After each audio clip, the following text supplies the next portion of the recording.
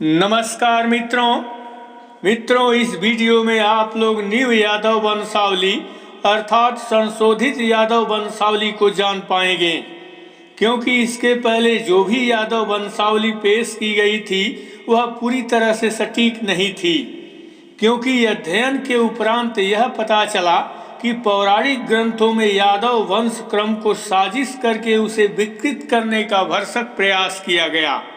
और इन सभी को ध्यान में रखते हुए बड़े ही सारगर्भित ढंग से इस यादव वंशावली को पेश किया हूँ। इसलिए इसको न्यू यादव वंशावली या संशोधित यादव वंशावली नाम रखा हूँ, जो गोलोक से प्रारंभ होकर भूतल के प्रथम गोप सम्राट से होते हुए वर्तमान तक स्थापित है। इसलिए यह वीडियो आप लोगों के लिए अति महत्वपूर्ण है। तो चलिए श्री कृष्ण का नाम लेकर इस न्यू यादव वंशावली को प्रारंभ करते हैं। तो मित्रों, इसको जानने से पहले उस गोलोक को जानना होगा जहां से परमात्मा श्री कृष्ण से सृष्टि सृजन का कार्य प्रारंभ होता है। तो इसके लिए आप लोग सबसे पहले इस डायग्राम को देखिए। यहाँ सबसे ऊपर अर्थात समस्त ब्रह्मांडों के ऊपर 100 करोड़ योजन दूर गोलोक धाम है, जहाँ पर प्रलय काल में परमेश्वर श्री कृष्ण निराकार रूप में रहते हैं, जहाँ पर उनकी उपस्थिति एक दिव्य प्रकाश ज्योत के रूप में ही होती है। किंतु सृष्टि काल में वे ही परमात्मा अपने दिव्य गोलोक में साकार रूप में श्री कृष्ण नाम से सदा गोप भेष में रहते हैं, जिनकी नित्य किशोरावस्था रहती है तथा उस समय गोलोक भी गोप गोपियों से भरा रहता है। और इसी परम धाम में परमेश्वर श्री कृष्ण से सृष्टि सृजन का कार्य सर्वप्रथम प्रारंभ होता है, जिसमें वे सर्वप्रथम नारायण तथा शिव को उत्पन्न करके अपने नाभि कमल से ब्रह्मा जी को उत्पन्न किए। इसके बाद वे अपने पृष्ठभाग से प्रमुख देवताओं को उत्पन्न करते हुए अपने बाएं भाग से प्रकृति संज्ञक श्री राधा को उत्पन्न किए। तब उसी समय श्री राधा भी क्लोन सिस्टम अर्थात वो अपने समस्त रोमकूपों से उतनी ही गोपियां उत्पन्न की, जो रूप और भेष रचना में उन्हीं के समान थी, क्योंकि समरूपण विधि से उत्पन्न जीव अपने मूल स्वरूप को ही धारण करता है, ऐसा विज्ञान का भी मानना है। सो इसी कारण राधा से उत्पन्न समस्त गोपियां उन्हीं के समरूप हुई। तदनंतर गोपेश्वर श्री कृष्ण भी समरूपण अर्थात क्लोन विधि से अपने समस्त रोमकूपों से उतने ही गोपों को उत्पन्न किए, जो रूप और भेष रचना में श्री कृष्ण के ही समान थे। फिर इसके आगे के क्रम में श्री राधा से प्रमुख देवियां उत्पन्न हुई। और जब श्री कृष्ण से गोप और श्री राधा से गोपियां उत्पन्न हो गई, तब भगवान श्री कृष्ण राधा सहित अपने समस्त गोप गोपियों को लेकर रास क्रीड़ा करने लगे। उसी समय श्री कृष्ण के तेज से श्री राधा के गर्भ से एक शिशु उत्पन्न हुआ, जो स्थूल से भी स्थूलतम था। उसमें संपूर्ण विश्व को धारण करने की क्षमता थी, अतः उसे विराट पुरुष या विराट विष्णु कहा गया। उसके प्रत्येक रोमकूपों में उतने ही ब्रह्मांड स्थित हुआ, और उन सभी ब्रह्मांडों में विराट विष्णु अपने छोटे अंश से क्षुद्र विष्णु के रूप में स्थापित हुए, तथा शिव भी अपने अंश से प्रत्येक ब्रह्मांड में स्थापित हुए। तदनंतर ब्रह्मा जी इसी विराट पुरुष के नाभि से पुनः उत्पन्न होकर समस्त ब्रह्मांड में स्थापित हुए, और उन समस्त ब्रह्मांडों में श्री कृष्ण के आदेश पर अपने हिसाब से सृष्टि की रचना किए, जिसमें उनके द्वारा सृष्टि निर्माण में मानव योनि के 4 वर्णों की उत्पत्ति हुई। इस बात को तो सभी लोग जानते हैं। फिर उस विराट विष्णु के रोमकूपों में जितने ब्रह्मांड हैं, उन सभी में श्री कृष्ण और श्री राधा के रोमकूपों से उत्पन्न गोप और गोपियां परमात्मा श्री कृष्ण की लीला का सहचर बनने के लिए स्थापित हुए, जो ब्रह्मा जी की सृष्टि रचना के भाग नहीं है, क्योंकि इनकी उत्पत्ति तो गोलोक में श्री कृष्ण और श्री राधा के रोमकूपों से उसी समय हो गई थी जब नारायण शिव और ब्रह्मा जी श्री कृष्ण से उत्पन्न हुए थे। अतः गोप ब्रह्मा जी की सृष्टि रचना के भाग नहीं है, और ये गोप चूंकि स्वराट विष्णु अर्थात श्री कृष्ण के रोमकूपों से उत्पन्न होकर विराट विष्णु के रोमकूपों में स्थित समस्त ब्रह्मांड में स्थापित होकर श्री कृष्ण की लीला का सहचर बनते हैं, इसलिए इन्हें परम वैष्णव कहा जाता है। चूंकि ये सभी गोप स्वराट विष्णु से उत्पन्न हुए हैं, इसलिए इनका एक अलग वर्ण है जिसे वैष्णव वर्ण कहा जाता है। अब आते हैं पुनः विराट विष्णु पर। फिर विराट विष्णु से सृष्टि विस्तार क्रम में उनके मन से चंद्रमा की उत्पत्ति होती है। और यहीं पर थोड़ा सा यादवों के गोत्र अत्रि गोत्र के बारे में बताना चाहूँगा कि इनका गोत्र अत्रि गोत्र कैसे हुआ। तो इसके लिए बता दें कि ब्रह्मा जी के पुष्कर यज्ञ में गोप यानी आभीर कन्या गायत्री का विवाह ब्रह्मा जी से सर्वप्रथम ऋषि अत्रि के मंत्रोच्चारण से संपन्न हुआ था। तभी से ऋषि अत्रि भूतल पर यादवों के प्रथम ब्राह्मण पुरोहित हुए, अर्थात गोपों के प्रथम गोत्र प्रवर्तक हुए। किंतु इसका मतलब ये नहीं हुआ कि गोपों अर्थात यादवों से ऋषि अत्रि का ब्लड रिलेशन है। इसका मतलब ये हुआ कि यादवों के पूजा पाठ यज्ञ आदि कराने की जिम्मेदारी सर्वप्रथम भूतल पर ऋषि अत्रि को मिली। इसीलिए ये यादवों के प्रथम गोत्र प्रवर्तक माने गए, जिसमें आभीर कन्या का विवाह ब्रह्मा जी से होने की पुष्टि पद्म पुराण के सृष्टि खंड के अध्याय 16 और 17 में होती है। जिस किसी को ये बात जानना है वो वहाँ से जानकारी ले सकता है। और आगे चलकर इसी वैष्णव जाति के अंतर्गत चंद्रवंश में भूतल का प्रथम गोप अर्थात आभीर सम्राट पुरुरवा हुआ, जिसका साम्राज्य भूतल से लेकर स्वर्गलोक तक था।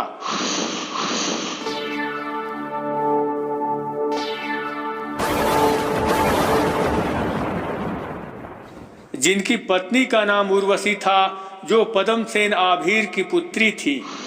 ये दोनों ही भूतल के प्रथम ऐतिहासिक पुरुष माने जाते हैं।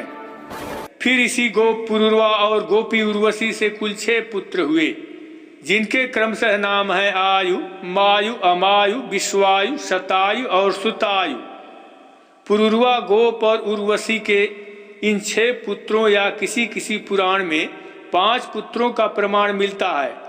जैसे हरिवंश पुराण के हरिवंश पर्व के अध्याय 27 के श्लोक संख्या 1 और 2 में कुछ इस प्रकार मिलता है। पुरुरवा के सभी पुत्र देव कुमारों के तुल्य थे। वे सब महात्मा उर्वशी के गर्भ से स्वर्ग में उत्पन्न हुए थे। उनके नाम इस प्रकार हैं: आयु बुद्धिमायु अर्थात मायु, अमायु, विश्वायु, श्रुतायु, दृढ़ायु, वनायु और शतायु। जिसमें आयु पुरुरवा का ज्येष्ठ पुत्र था। उसकी पत्नी का नाम इंदुमती या प्रभा था, जो स्वर्भान गोप की पुत्री थी। इसके गोप पुत्री होने का प्रमाण लिंग पुराण के 66वें अध्याय के श्लोक संख्या 59 में मिलता है, जिसमें स्वर्भानु की पुत्री प्रभा यानी इंदुमती है। मित्रों, इंदुमती के पिता स्वर्भानु गोप या सूर्यभान गोप वही हैं जो गोलोक में सदा परमात्मा श्री कृष्ण के तीसरे द्वार के प्रमुख द्वारपाल रहते हैं। इस बात की पुष्टि ब्रह्मवैवर्त पुराण के श्री कृष्ण जन्म खंड के अध्याय 5 से होती है, जिसमें कुछ इस प्रकार लिखा गया है: देवता लोग तीसरे उत्तम द्वार पर गए। वहां द्वार की रक्षा में नियुक्त सूर्यभान नामक द्वारपाल दिखाई दिए। इस प्रकार से देखा जाए तो पुरुरवा के ज्येष्ठ पुत्र आयु की पत्नी सूर्यभान गोप की ही पुत्री थी। फिर आगे आयु और इंदुमती से कुल 5 पुत्र हुए। उनमें से नहुस सबसे ज्येष्ठ थे, जिनकी पत्नी का नाम बिरजा था, जो गोप कन्या ही थी, जो गोलोक में बिरजा नाम से प्रसिद्ध थी। वहीं अपने अंश रूप में भूतल पर अपने ही गोप कुल के विष्णु अर्थात श्री कृष्ण के अंश रूप नहुस की पत्नी हुई, जिसमें नहुस को विष्णु अर्थात श्री कृष्ण का अंशावतार होने की पुष्टि पद्म पुराण के भूमि खंड के अध्याय 103 के श्लोक संख्या 136 व 137 में होती है, जिसमें नहुस के पिता आयु से प्रसन्न होकर महर्षि दत्तात्रेय आयु को वर देते हुए कहते हैं कि तेरे घर में सभी जीवों पर दया करने वाला पुण्यकर और भाग्यशाली पुत्र होगा, जो इन सभी गुणों से संयुक्त विष्णु के अंश से युक्त सार्वभौमिक राजा इंद्र के तुल्य होगा। इस प्रकार से देखा जाए तो आयु के पुत्र नहुस स्वयं श्री कृष्ण अर्थात विष्णु के अंशावतार हैं और भूतल पर गोपालक अर्थात गोप होने के साथ साथ वैष्णव धर्म के सबसे बड़े प्रचारक थे। इन्होंने वैष्णव धर्म का डंका स्वर्गलोक तक बजाया। अब यहीं पर श्री कृष्ण के अंश नहुष और उनकी पत्नी विरजा के बारे में यह बताना चाहूँगा कि गोलोक में श्री कृष्ण की 3 पत्नियां श्री राधा, विरजा और भूदेवी थी, जिसमें श्री राधा श्री कृष्ण की सबसे प्रिय थी, किंतु विरजा भी उनके लिए कम प्रिय नहीं थी। इसी विरजा और श्री कृष्ण से गोलोक में 7 पुत्र हुए। इस बात की पुष्टि गर्ग संहिता के वृंदावन खंड के अध्याय 26 के श्लोक संख्या 17 से होती है, जिसमें लिखा गया है कि श्री कृष्ण के तेज से विरजा के गर्भ से 7 पुत्र हुए और वे 7 शिशु अपनी बाल क्रीड़ा से निकुंज की शोभा बढ़ाने लगे। और आगे चलकर यही श्री कृष्ण की विरजा नामक पत्नी श्री कृष्ण अंश नहुष की पत्नी हुई। और गोलोक की ही भांति इन दोनों से 6 प्रमुख पुत्र यति, ययाति, संयाति, आयति, वियति और कृति हुए। और आगे चलकर इसी श्री कृष्ण अंश नहुष के दूसरे पुत्र ययाति की 3 पत्नियां हुई, जिसमें से एक तो देवयानी थी जो शुक्राचार्य की पुत्री थी, तथा दूसरी शर्मिष्ठा दैत्यराज विस्परवा की पुत्री थी, तथा ययाति की तीसरी पत्नी अश्रुबिंदुमती थी जो कामदेव की पुत्री थी, जिसमें से अश्रुबिंदुमती सदा पुत्रहीन रही। किंतु ययाति की 2 पत्नियों से कुल 5 महत्वपूर्ण पुत्र हुए, जिनको ऋग्वेद में पंचजन्य पुरुष के नाम से भी जाना जाता है, जिसमें से ययाति की प्रथम पत्नी से 2 पुत्र यदु और तुर्वसु हुए, तथा ययाति की दूसरी पत्नी शर्मिष्ठा से 3 पुत्र द्रह्यु, अनु और पुरु पैदा हुए, जिसमें पुरु के वंश में आगे चलकर कौरव और पांडव हुए। और इधर ययाति के पुत्र यदु से महान यादव वंश का उदय हुआ, जिसमें आगे चलकर भगवान श्री कृष्ण का अवतरण हुआ। किंतु इसके आगे बढ़ने से पहले एक बात बताना चाहूँगा कि जो ययाति की 3 पत्नियां थीं, वे आपसी सौत होने के कारण हमेशा एक दूसरे से बैर रखती थी। परिणाम स्वरूप एक समय ऐसा आया कि ययाति को इन तीनों पत्नियों में सामंजस्य बैठाना मुश्किल हो गया और विवाद बढ़ता ही गया। और उस विवाद की चपेट में बेवजह ही ययाति अपने बड़े पुत्र यदु को श्राप दे दिया, और वही श्राप आगे चलकर यदुवंश के लिए वरदान सिद्ध हुआ, जिसका विस्तार पूर्वक वर्णन पद्म पुराण के भाग 2 के भूमि खंड के अध्याय 78 से 80 में कुछ इस प्रकार लिखा हुआ मिलता है, जिसमें अध्याय 78 के श्लोक संख्या 3 से 5 में लिखा गया है कि जब महाराजा ययाति उस काम कन्या अर्थात कामदेव की पुत्री अश्रुमती को अपने घर ले आए, तब देवयानी अर्थात यदु की माता ने उसके साथ अधिक स्पर्धा करने लगी। उसके कारण व्याकुल राजा ययाति ने क्रुद्ध होकर अपने 2 पुत्रों यदु और तुर्वसु को श्राप दे दिया, जिसका वर्णन इसके अगले अध्याय के श्लोक 14 में है, जिसमें ययाति यदु को श्राप देते हुए कहे कि तुमने मेरी आज्ञा का उल्लंघन किया है, अतएव पापी हो। अतएव मेरे शाप के कारण पापी बने हुए तुम अपनी माता के अंश को प्राप्त करो। फिर इसके अगले श्लोक संख्या 33 और 34 में यदु अपने पिता से कहते हैं कि हे राजा, मैं तो निर्दोष हूँ, फिर भी आपने मुझे क्यों शाप दिया? कृपया मुझ निर्दोष पर अब तो दया कीजिए। तब ययाति ने कहा, हे पुत्र, जब महान देवता अर्थात परमात्मा श्री कृष्ण अर्थात स्वराट विष्णु अपने अंश सहित तेरे कुल में जन्म लेंगे, तब तेरा कुल शुद्ध हो जाएगा, अर्थात तुम शाप से मुक्त हो जाओगे। और आगे चलकर ययाति का यदु को दिया हुआ यही शाप द्वापर में वरदान सिद्ध हुआ, जिसके निमित्त भगवान श्री कृष्ण यदु के वंश यादव वंश में जन्म लेकर यादव कुल को धन्य एवं पवित्र कर दिए। किंतु मित्रों, ययाति के इस श्राप वाले प्रसंग को अन्य पुराणों में यदु के वंश को नीचा दिखाने के लिए दूसरे ढंग से प्रस्तुत किया गया, जो एक प्रकार से प्रक्षेप ही माना जाता है। किंतु पद्म पुराण वाला यह प्रसंग ही सत्य एवं वास्तविक है, क्योंकि ययाति के श्राप के कारण ही भगवान श्री कृष्ण को वैष्णव वर्ण के अंतर्गत गोकुल के यादव वंश में जन्म लेना पड़ा। इसलिए ययाति का शाप यादवों के लिए वरदान सिद्ध हुआ। फिर आगे ययाति अपने इन 5 पुत्रों में सबसे छोटे पुत्र पुरु को ही उत्तराधिकारी बनाया। तब उस समय ययाति के ज्येष्ठ पुत्र यदु अपने वैष्णव परंपरा को अपनाते हुए अपने पूर्वजों जैसे गोपालन से ही अपना जीविकोपार्जन किया, जिसमें यदु को गो अर्थात गोपालक होने की पुष्टि ऋग्वेद के 10वें मंडल के सूक्त 62 की ऋचा 10 से होती है, जिसमें यदु को स्पष्ट रूप से गोप एवं गोपालक कहा गया है। इसी परंपरा में भगवान श्री कृष्ण को भी गोपालक होने से ही गोपाल एवं गोप कहा गया।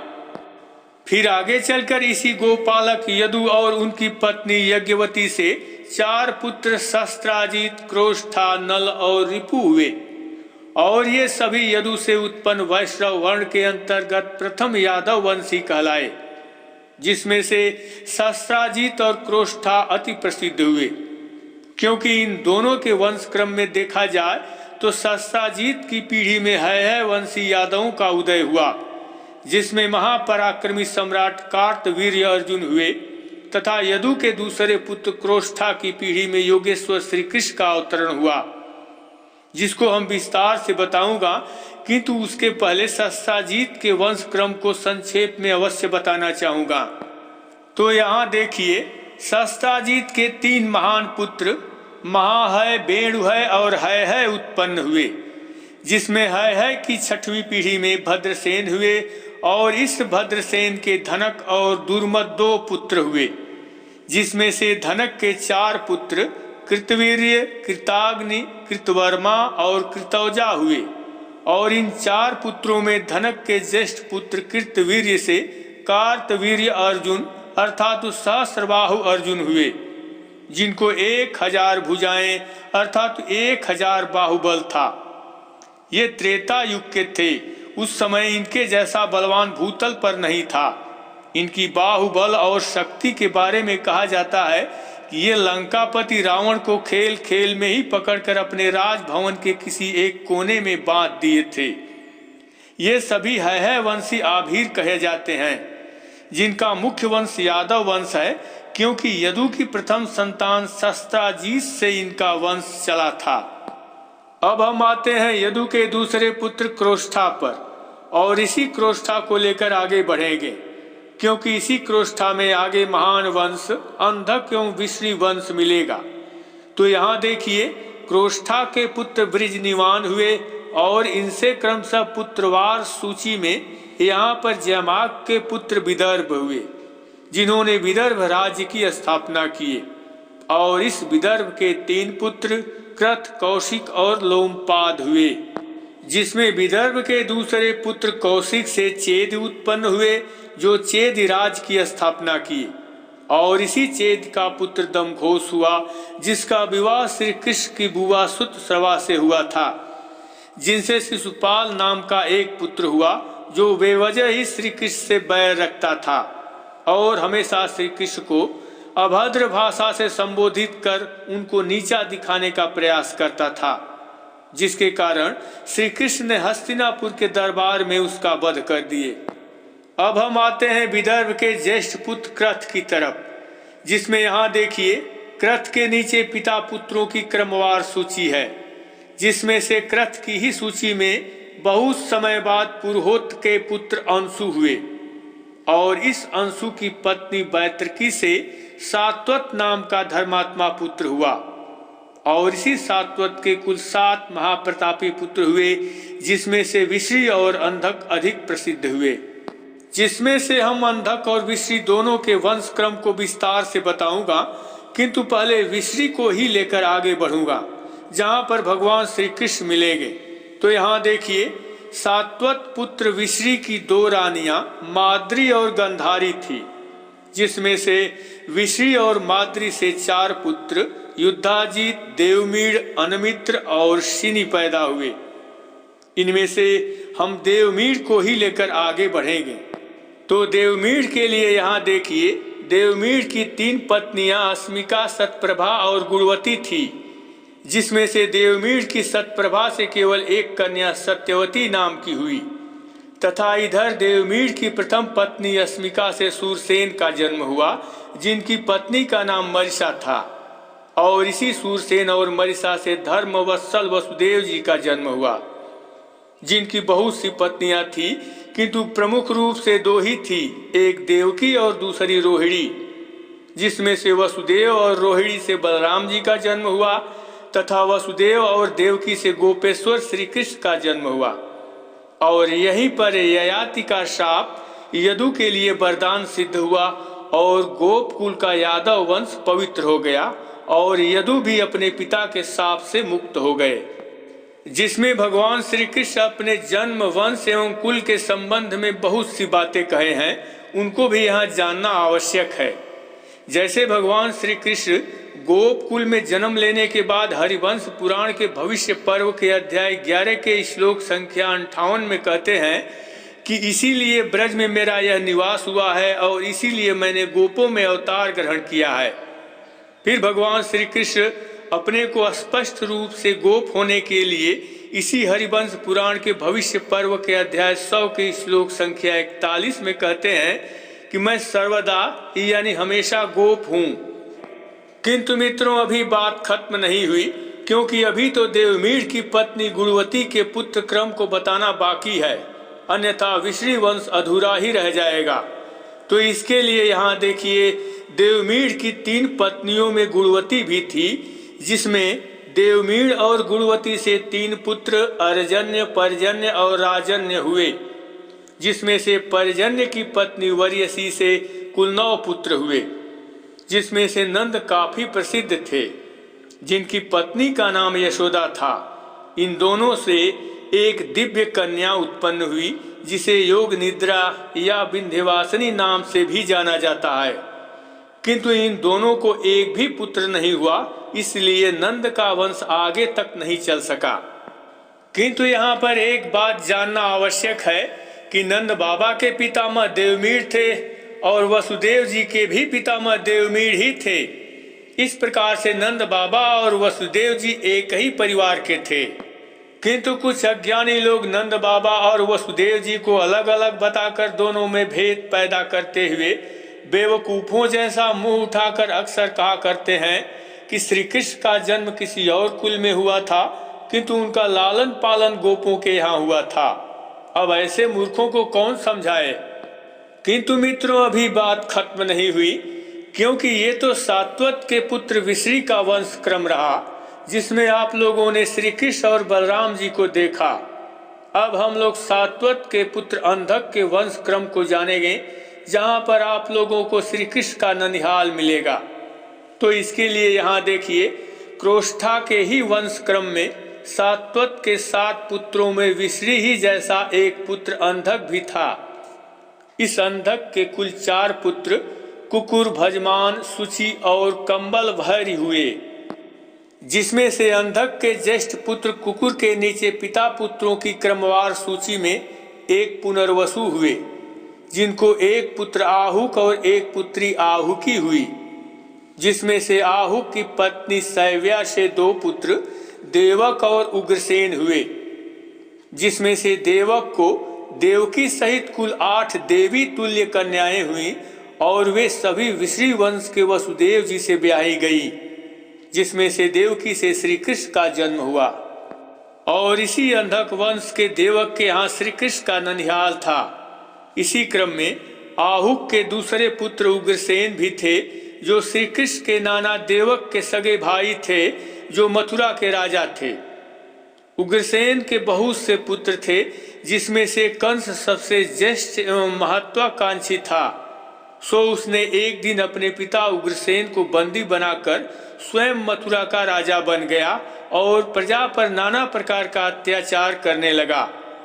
किंतु समय आने पर भगवान श्री कृष्ण ने उस अत्याचारी कंस का वध करके पुनः उग्रसेन को राजा बनाकर स्वयं मथुरा की रक्षा करते हुए भूमि के भार को दूर किए। इस प्रकार से आप लोगों ने गोलोक में गोपों की उत्पत्ति व उनके वैष्णव वर्ण के विस्तार क्रम में भूतल के प्रथम गोप सम्राट पुरुरवा व उनकी पत्नी आभिर उर्वशी के वंश एवं कुल विस्तार क्रम में चंद्रवंश के अंतर्गत यादव वंश के प्रमुख गोपों अर्थात आभीरों को जाना। इसके अतिरिक्त यदि कोई यादव वंश को वैष्णव वर्ण के साथ साथ देखना चाहता है या वह यह जानना चाहता है कि यादव लोग ब्रह्मा जी के 4 वर्णों से अलग वैष्णव वर्ण के चंद्रवंशी महाक्षत्री कैसे हैं, तो उसके लिए मेरा यह वीडियो देखना होगा, जिसका लिंक इस आई कार्ड पर अभी दिखाई देगा, जिसे क्लिक करने पर स्वतः वह वीडियो आपकी स्क्रीन पर चलने लगेगा। चाहे तो आप अभी यहां क्लिक करके आजमा सकते हैं। इसके अलावा इस यादव वंश की संपूर्ण जानकारी के लिए मैंने इससे संबंधित कुछ महत्वपूर्ण वीडियो को इकट्ठा करके एक प्लेलिस्ट बनाया है। उसका प्रत्येक वीडियो अपने प्रसंग के अनुसार परिपूर्ण है, जिसमें आप सब कुछ जान पाएंगे कि सृष्टि का निर्माण कब और कैसे हुआ, किसकी पूजा करनी चाहिए किसकी नहीं, आभीर जात की उत्पत्ति श्री कृष्ण से कब और कैसे हुई, यादव लोग किस वर्ण के क्षत्रिय हैं तथा उनका गोत्र क्या है, इत्यादि से संबंधित वीडियो इस प्लेलिस्ट में आपको मिलेंगे। उन सभी को देखने के लिए अभी इस आई बटन पर यहाँ क्लिक करिए। उन सभी की सूची आपके स्क्रीन पर तुरंत नजर आएगी। उसमें से आप अपनी स्वेच्छा से उन वीडियो को देख सकते हैं। इसके अतिरिक्त यदि आप यादवों के संपूर्ण वंश क्रम के साथ साथ परमात्मा श्री कृष्ण के संपूर्ण चरित्रों को जानना चाहते हैं, तो इसके लिए आप लोग गोपाचार्य योगेश कुमार रोही एवं गोपाचार्य माता प्रसाद द्वारा लिखित किताब गोपेश्वर श्री कृष्णस्य पंचम वर्णम को पढ़ना होगा। इसको बुक कराने के लिए मोबाइल नंबर 8077 तथा 9452533334 पर सीधे संपर्क कर सकते हैं। तो मित्रों, यह यादव वंशावली कैसी लगी अवश्य बताइएगा। फिर मिलेंगे दूसरे वीडियो के साथ, तब तक के लिए नमस्कार।